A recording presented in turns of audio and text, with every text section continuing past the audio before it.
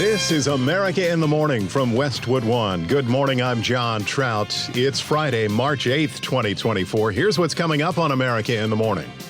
A State of the Union address in an election year. 15 million new jobs in just 3 years, a record. I'm Clayton Neville. Xcel Energy says its facilities appear to have played a role in igniting a massive wildfire. I'm Jackie Quinn.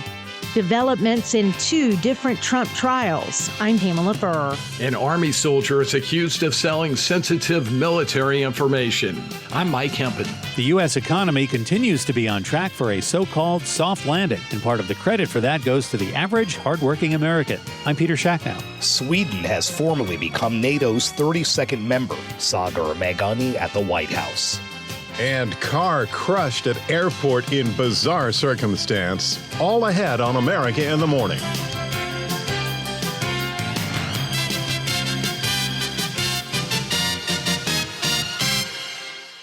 President Biden delivers his final State of the Union address before November's presidential election. Correspondent Clayton Neville has a recap.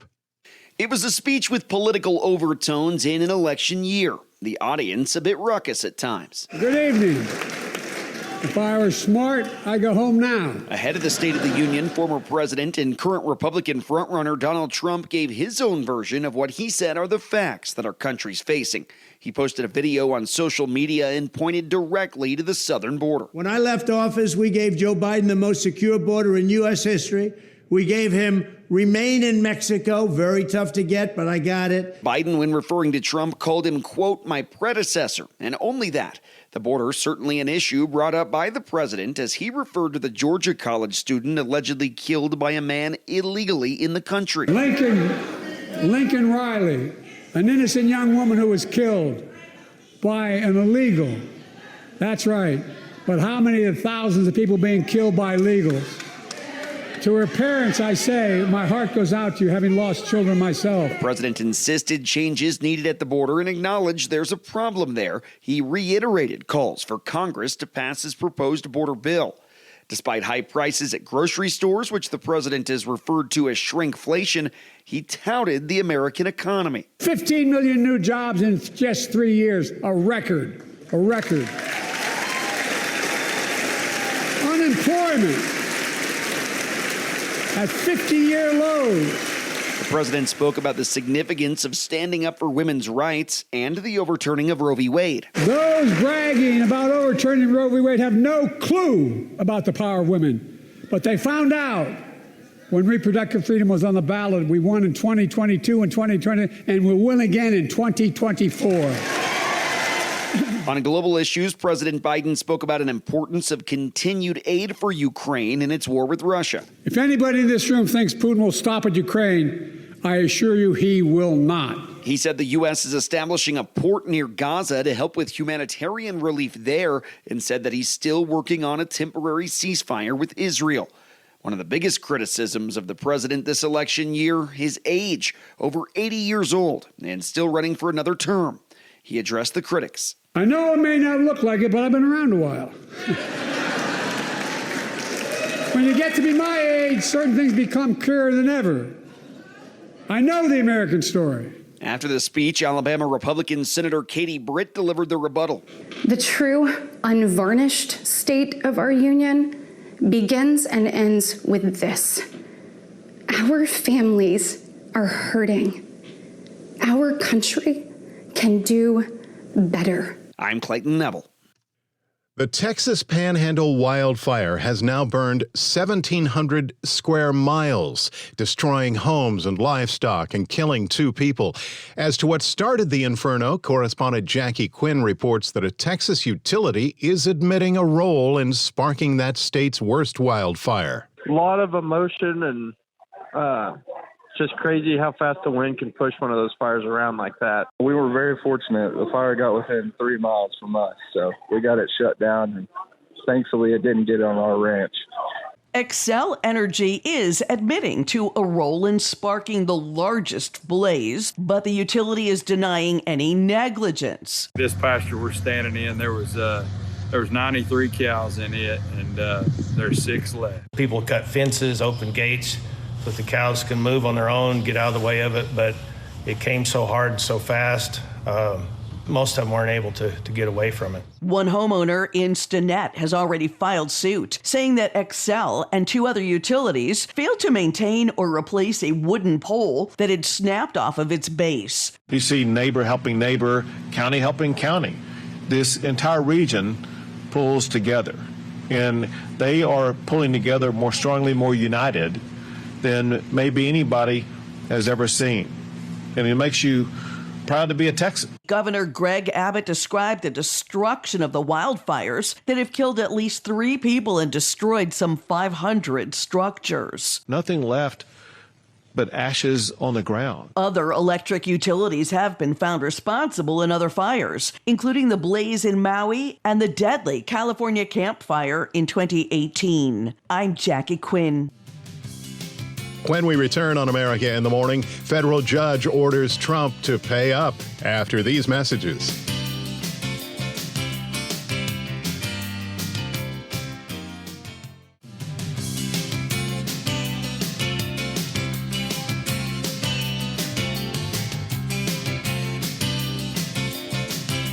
Welcome back to America in the Morning. There are some areas of rain around the country. Here's AccuWeather.com meteorologist Matt Rindy. In the northwest, another system will be approaching the region with clouds developing along the Washington and northern Oregon coast this afternoon, and then rain developing tonight and continuing into tomorrow. This will be the first of 3 pushes of storminess this weekend into early next week.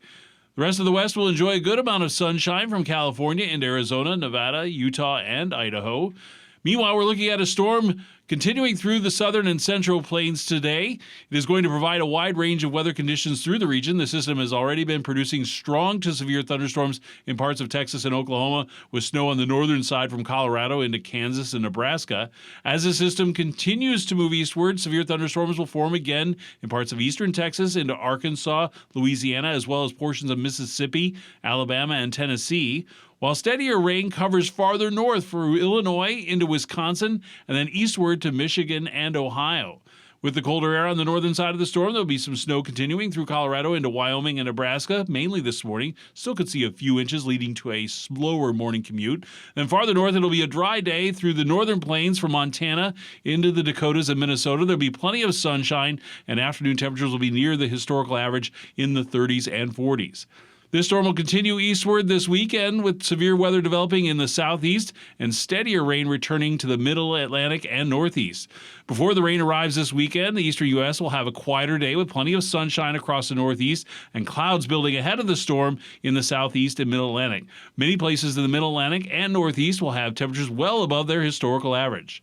That's the nation's weather. I'm AccuWeather.com meteorologist Matt Rindy. Remember to follow us wherever you get your podcasts, Apple, Spotify, Amazon, and YouTube. Just search America in the Morning in your favorite listening app. I'm John Trout. There are new developments in 2 different trials involving former President Donald Trump. Pamela Furr has the latest. First, in the so-called hush money trial, the judge overseeing that one in New York agreed on Thursday to limit the disclosure of the names and other identifying information of jurors. The judge's decision was based on finding there is a likelihood of bribery, jury tampering, physical injury, or harassment of jurors. Trump pleaded not guilty last April to a 34-count indictment, charging him with falsifying business records in connection with a hush money payment his former attorney Michael Cohen made to adult film star Stormy Daniels. Meanwhile, another New York judge denied Trump's request for a temporary delay of the penalty payment in E. Jean Carroll's defamation case. That means the former president has 3 days to pay or post a bond for the entire $83 million judgment. Judge Lewis Kaplan did, however, signal that he is still considering the request for a reduced bond or a delay until the resolution of his post-trial motions. I'm Pamela Furr. An American soldier has been indicted, accused of selling sensitive military information allegedly to China. Correspondent Mike Hempen reports. Justice Department officials say Corbin Schultz is accused in a 6-count indictment on charges that include conspiring to obtain and disclose military defense information and bribery of a public official. Schultz was arrested at Fort Campbell, Kentucky, after the indictment was released Thursday. He's accused of disclosing various documents, photographs, and other national defense materials since June of 2022. Schultz had top secret security clearance. He allegedly conspired with a foreign national and received at least 14 payments totaling $42,000. I'm Mike Hempen. Markets react to Fed Chairman Jerome Powell's testimony to Congress. That and more business headlines next when America in the Morning continues after these messages.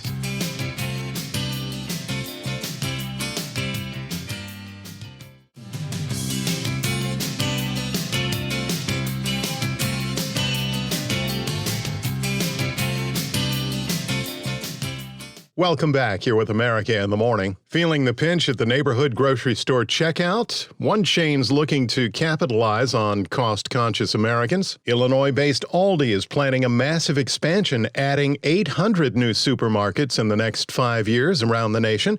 Aldi, which sells a large majority of non-traditional and store-named brands, has won over many who are looking to save money. Aldi plans to invest as much as $9 billion in their nationwide expansion. In for Jessica Ettinger today is CNBC's Peter Schacknow with a look at Friday business. The soft landing is the economic holy grail for the Federal Reserve as it tries to combat inflation with higher interest rates while not choking off economic growth and causing a recession. The jury is still out, but so far the central bank appears to be threading that needle. And a more productive American worker is a big part of that equation, according to CNBC senior economics correspondent Steve Leisman. The thing that might be the unifying theory of all of this could be the productivity numbers. This is the reason why we've been able to have relatively strong growth and be bringing inflation down. Then we should have continuing progress on inflation. Newly revised figures show productivity up at a 3.2% annual rate during the fourth quarter. That's the third straight quarter of strong productivity gains after the figure went negative in last year's first quarter. That essentially means workers are able to produce an increased amount of goods and services proportionally higher than the increased investment that went into that effort. All that is music to the ears of investors, not to mention Fed Chairman Jerome Powell, who wrapped up 2 days of congressional testimony on Thursday. What we expect and what we're seeing is continued strong growth, a strong labor market, and continuing progress in bringing inflation down. If that happens, if the economy evolves over that path, then we do think that the process of carefully removing the restrictive stance of policy can and will begin over the course of this year. Powell's overall message, it's not quite time yet to cut interest rates, but the economy is progressing toward that point in time. The stock market reacted quite positively to Powell's 2 days of testimony, reversing a Monday and Tuesday slump and seeing a record close for the S&P 500 on Thursday. We'll see if that good mood lasts this morning when the Labor Department releases the February jobs report at 8:30 Eastern Time. Peter, among some of these economic predictions, is it tech stocks that's driving the market? Well, they are a significant part of the mix, but the general consensus is that market strength is broadening out well beyond technology. And one excellent example is your local supermarket. While the Fed has been fighting inflation with higher interest rates, Americans have been doing it by hunting for supermarket bargains. Costco is one example, with the stock hitting an all-time high in Thursday trading and reporting better than expected earnings after yesterday's closing bell. Evercore ISI analyst Greg Mellick is among those who are bullish on Costco. Expectations are high, but for a very good reason, which is they're one of the few companies around where you've had consistent traffic growth, accelerating traffic growth, membership growth that is renewing at record rates. So we still like Costco as a core holding, even if we find some other areas with more upside in the near term. Another good example of this is supermarket operator Kroger, whose stock jumped yesterday on an upbeat forecast, with consumers buying more groceries and turning to more home-cooked meals to save money. CNBC's Peter Schacknow. NATO has a new member. That and more when America in the Morning continues after these messages.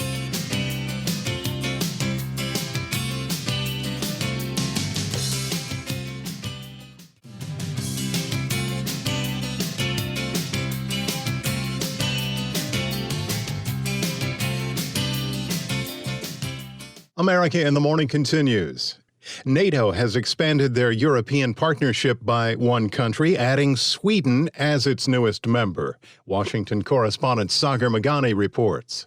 Sweden has formally become NATO's 32nd member as security concerns in Europe spike over Russia's Ukraine invasion. President Biden notes NATO was formed as a shield against aggression. Today, we have fortified the shield. With Secretary of State Antony Blinken saying Sweden's addition makes the alliance bigger and stronger than ever. Today is a truly historic day. Prime Minister Ulf Kristersson says after 2 centuries of non-alignment with major powers and decades of military neutrality, Sweden has taken the next step by protecting both itself and the alliance. Sagar Magani at the White House. What are the odds that your car insurance company wouldn't believe you if you made this call? I parked my car in a parking lot and an airplane tire destroyed it. Yes, that happened to an unfortunate car owner after a tire somehow fell off a United Airlines flight leaving San Francisco bound for Japan. The tire came loose from the rear landing gear on takeoff, smashing into a car sitting in a nearby parking lot. The plane was diverted to L.A., where it made an emergency landing. There were no injuries. San Francisco International Airport had to shut down one runway for most of the day as it cleared debris from the plane. And as for the car, that appeared to be a total loss. America in the Morning for Friday, March 8th, 2024, is produced by Jeff McKay. Senior producer Kevin Delaney. I'm John Trout. This is Westwood One. This is America in the Morning from Westwood One. I'm John Trout. Coming up this half hour. President Biden delivers the State of the Union on Capitol Hill. I'm Clayton Neville. Jerome Powell tells members of Congress a sweeping bank regulatory proposal will be revised. I'm Jackie Quinn. The U.S. another step closer to banning a popular phone app. I'm Pamela Furr. The House has passed an immigration bill named after the University of Georgia student Lincoln Riley. I'm Sue Aller. Singer-actor Steve Lawrence has died of complications from Alzheimer's disease. I'm Archie Zaraletta with a look at his life. Jack Black is back as the chubby panda who also is a kung fu warrior. I'm Kevin Carr. It's that time again when most Americans will set their clocks forward by 1 hour. I'm Jennifer King. Back after these messages.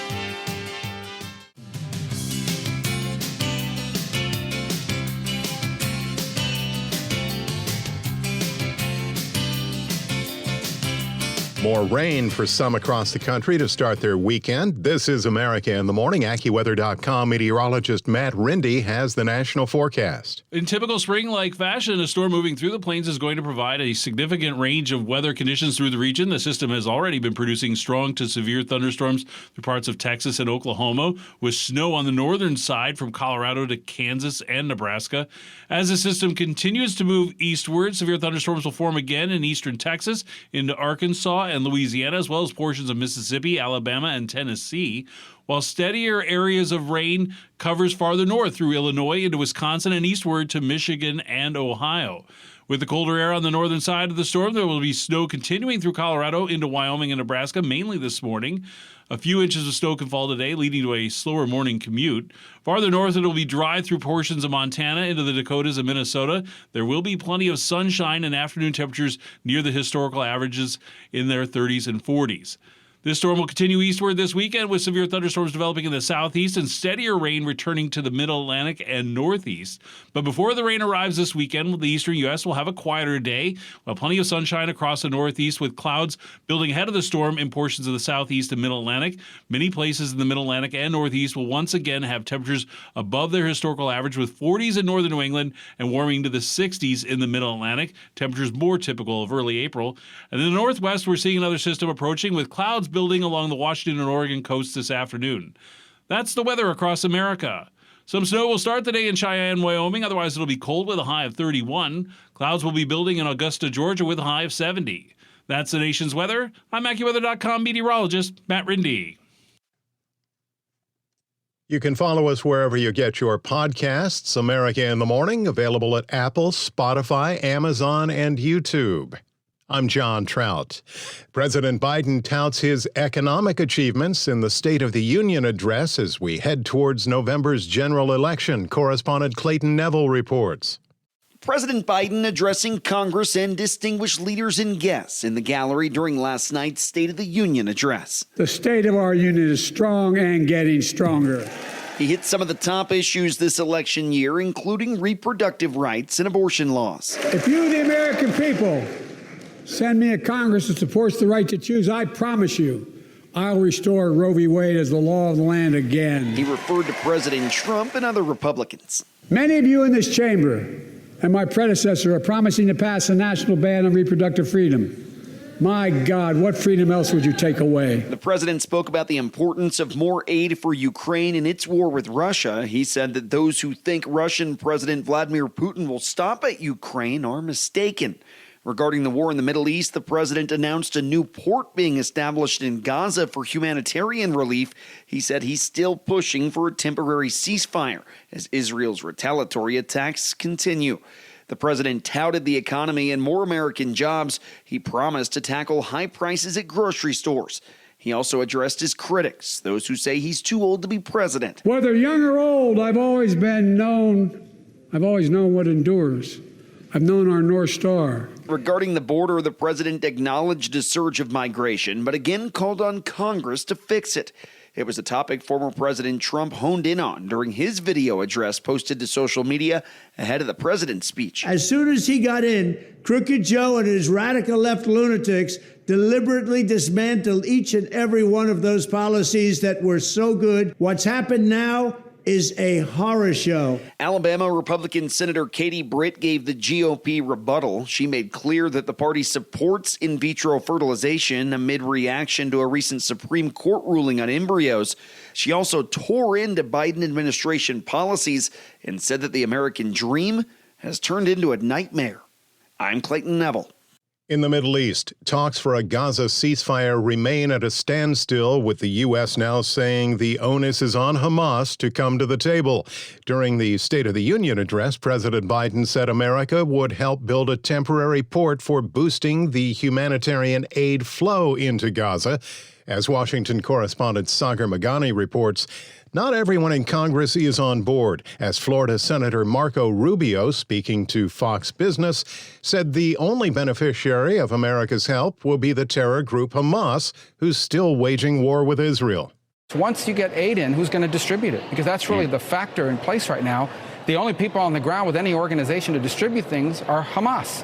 So in essence, can they guarantee that we're going to go through all this trouble, put American lives on the line, just so aid can be distributed to Hamas, who in turn will then control it like they've controlled everything? There's no Hamas fighters starving to death, and Hamas has no history, none whatsoever. They have zero history of either helping civilians or people. So this is all for show, and it's dangerous. The fastest way to get assistance to the people suffering in Gaza is to allow Israel to defeat Hamas, because they are the ones that have brought this suffering upon them. The U.S. military will help set up a temporary base on the Gaza coast, intended to allow in more food, medicine, and other aid. I'm directing the U.S. military to lead an emergency mission to establish a temporary pier in the Mediterranean on the coast of Gaza that can receive large shipments carrying food, water, medicine, and temporary shelters. The officials did not give details on how it will be built, but did say the operation will not require American troops on the ground. The U.S. military recently started airdropping aid into Gaza, where aid groups say it's become nearly impossible to deliver supplies. Some have called it sort of a drop in the ocean. I mean, I think airdrops are a symbol of support and a symbol of support for the civilians in Gaza. It's a testimony to our shared humanity, but it's a drop in the ocean. Sagar Magani at the White House. The Senate Banking Committee held a hearing on the softening of a regulatory proposal aimed at preventing bank failures. Correspondent Jackie Quinn explains. Federal Reserve Chairman Jerome Powell tells members of Congress a sweeping bank regulatory proposal will be revised after months of banks lobbying against it. The Basel III endgame is part of a global effort to prevent future large bank failures like Silicon Valley Bank last year. Explain what concrete steps the Federal Reserve's taken to strengthen supervision in any specific areas where work to make improvements is ongoing. If you look at Silicon Valley Bank, we weren't quick enough and we weren't effective enough where we were in. And so we're working hard to develop a new rule book and another set of practices, which is still going to be evidence-based and fair, but it's going to involve earlier interventions and more effective ones. And I think this is work that's ongoing and will be for some time. Republican Senator Mike Rounds told Fed Chair Jerome Powell he's concerned about the impact of new regulations on the mortgage lending industry. Disincentivizing banks from offering high loan-to-value loans that primarily help first-time home buyers and low to moderate income borrowers. I'm concerned that the proposal will make buying a home harder than it already is for many. And further down the road, I fear that it could disincentivize mortgage lending from the largest banks. Powell told the Senate Banking Committee they've heard complaints and are working on revisions. We're well aware of and very focused on those issues. Bringing a sharp rebuke from Senator Elizabeth Warren. We had the second, third, and fourth largest bank failures in American history. Greedy bank executives were part of the problem, and the Fed, as the chief regulator of the biggest banks, was part of the problem. Under your leadership and direction, the Fed steadily weakened rules for the biggest billionaire banks. I'm Jackie Quinn. A new bill aimed at migrants accused of crimes. When America in the Morning continues after these messages.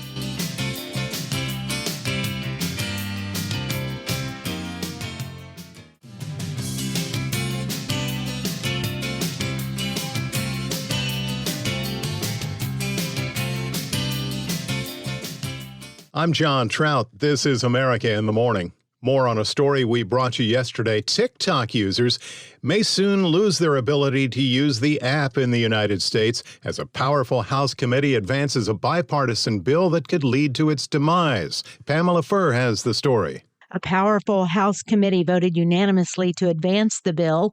It happened yesterday in the House Energy and Commerce Committee. The bill was introduced by Wisconsin Republican Representative Mike Gallagher. We have 10 Democrats and 10 Republicans to introduce a bill that would prohibit TikTok from operating in the United States unless it severs its ties to ByteDance or any other entity controlled by the Chinese Communist Party. It is the most aggressive legislation to date since the company's CEO testified to lawmakers last year that the popular phone app poses no threat to Americans. Gallagher is among those lawmakers who remain skeptical. TikTok's parent company, ByteDance, is legally required to support the work of the Chinese Communist Party. And under ByteDance ownership structure, the Chinese government has the ability to manipulate TikTok's algorithm, surveil its users, and conduct influence operations that quietly populate Americans' For You pages. The bill will now head to a floor vote next week. And in the Senate, there is no companion bill, and there has been no committee to advance the proposal. I'm Pamela Furr.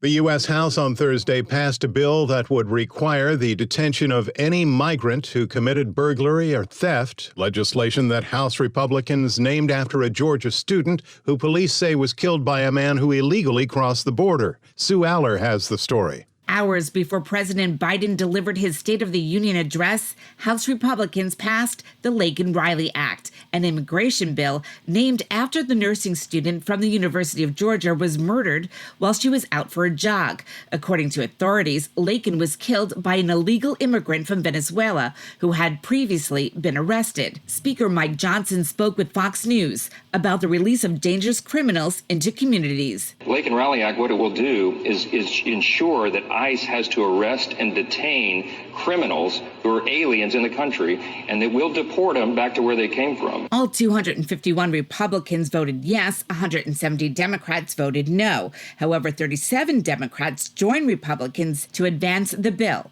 Representative Jerry Nadler, a Democrat from New York, was not one of them. Republicans appear to have just thrown together language from existing unrelated bills that target and scapegoat immigrants to score cheap political points in an election year, while doing nothing to address the situation at the border. The bill will also allow states to sue the federal government for its refusal to enforce federal law. I'm Sue Aller. LinkedIn has been working for years to place job seekers with the right employers.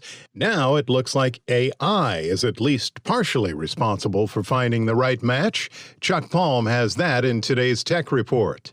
LinkedIn has disclosed sales for its premium subscription business for the first time, saying that the unit has hit $1.7 billion in revenue in 2023 as they see an uptick in adoption of the new artificial intelligence tools. The company previously disclosed they made $15 billion in fiscal 2023, with $7 billion of that coming from hiring software that they sell to corporate recruiters. The number of LinkedIn premium subscribers rose over 25% in 2023, said CEO Dan Shapiro, mainly due to their efforts to expand their premium subscription business, which starts at $39.99 a month. LinkedIn has not announced their performance numbers since they were acquired by Microsoft in 2016. A big reason attributed to this growth is the ability to scan a job posting and, based on the seeker's resume, automatically determine if the job seeker might be a good fit. Early data shows that 70% of subscribers use the AI tools, and 90% of those have found them useful. Leave a comment at allthetoptech.tech. I'm Chuck Palm.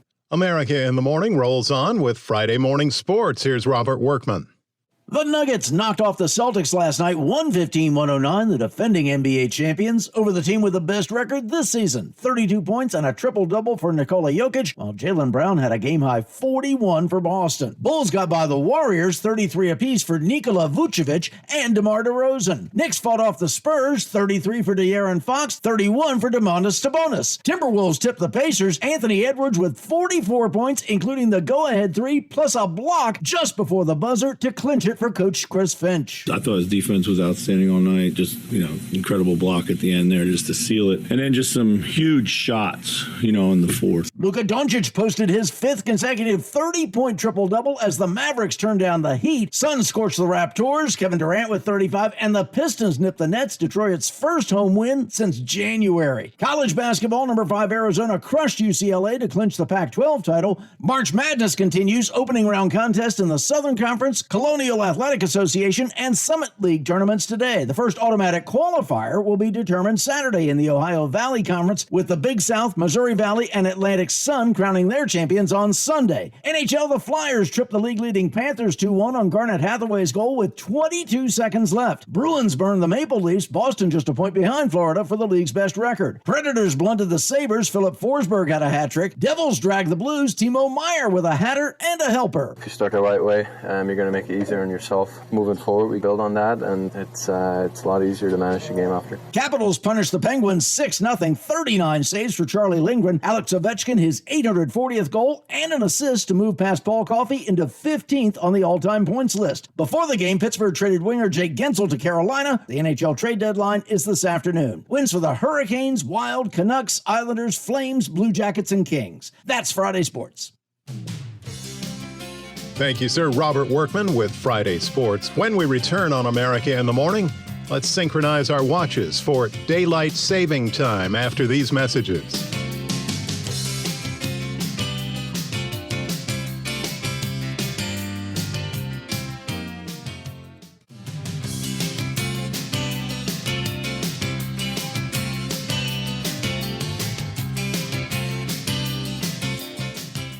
This is America in the Morning. He was known for singing his listeners down memory lane. Entertainment correspondent Margie Zaraletta reports on the death of singer-actor Steve Lawrence. Go away, little girl. Go away, little girl. I'm not. Steve Lawrence was such a popular guest on Steve Allen's TV show in the 1950s that Allen hired him as a regular. Lawrence met another cast member, singer Edie Gourmet, and they married in 1957. Steve and Edie were a hit as a nightclub act in Las Vegas and across the country. Lawrence had his own TV show as well as one with Gourmet. I've gotta be me. Lawrence's hits include I've Gotta Be Me, Go Away Little Girl, Portrait of My Love, and Foot.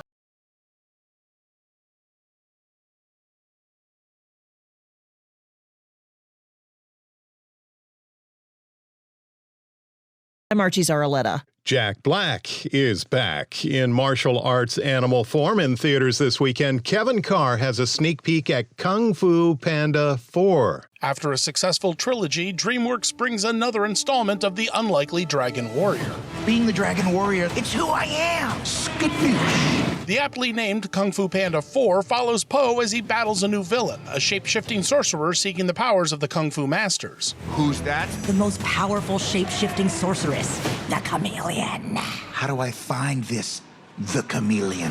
The first Kung Fu Panda was a pleasant surprise, and the sequels have been decent continuations of the one-joke story. The series manages to juggle the new characters picked up along the way, making it better than most for a fourth film. It is time to take the next step on your journey. The cast is quite good, led by an always energetic Jack Black, with Bryan Cranston and James Hong showing a surprising level of chemistry. However, Awkwafina is a bit overexposed right now and wore on my nerves. You sound surprised. Is it surprising? The animation continues to impress, with slick anime-inspired action elements, and all the cuddly animal characters make it a good bet for families. Violence makes our tummies tingle. Still, the premise is a bit of a stretch this time around, and that's saying something for a series based on a fat panda who learns kung fu. Stand back. I'm gonna kick my butt. I'm not sure how many more of these the studio can milk out of the idea, but this one remains clever and fun. Kung Fu Panda 4 gets 3 dumplings out of 5. I'm Kevin Carr, and that's the way I see it. A good time to check those smoke and fire detector batteries. Correspondent Jennifer King reports.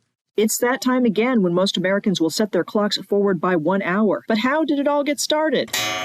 2 a.m. on the second Sunday in March marks the beginning of daylight saving time, when we lose a bit of sleep but get to bask in more sunlight in the evenings after work. In the 1890s, a New Zealand scientist, George Vernon Hudson, proposed the seasonal time shift. In the early 1900s, British builder William Willett made a similar push to shift useful daylight to the evenings. Daylight saving itself was introduced by Germany during the early years of World War I as a way to save fuel. The modern use came out of wartime frugality, according to Alexis McCrossan, a professor of history at Southern Methodist University in Dallas. That means there's less electricity or fuel or coal being burnt. In 1966, the U.S. Congress passed the Uniform Time Act, which mandates when daylight saving time starts and gives states the power to elect the change. In the U.S., it's observed by every state except Hawaii and Arizona, and it's been adopted by 70 countries around the globe. I'm Jennifer King. America in the Morning for Friday, March 8th, 2024 is produced by Jeff McKay, senior producer Kevin Delaney. I'm John Trout. This is Westwood One.